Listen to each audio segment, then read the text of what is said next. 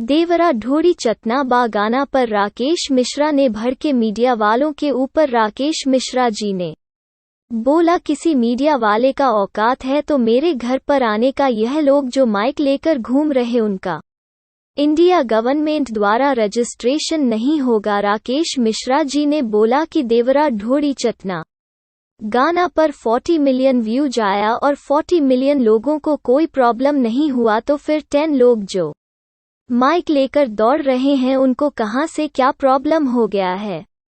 होश में आए पीके आर्यन ने बताया कैसे हुआ मानसिक तनाव। पीके आर्यन ने बोले मीडिया वालों के सामने कि मैं पहले से अब ठीक हूं। पीके आर्यन जी बोले कि सबको पता है कि जब कोई इंसान जब आगे बढ़ता है तो उनके पीछे बहुत सारे लोग पड़ जाते हैं परेशान करने के लिए। दोस्तों, ऐसे ही वीडियो देखने के लिए चैनल को सब्सक्राइब जरूर कर ले ताकि आप लोगों की ऐसी जानकारी मिलती रहेगी।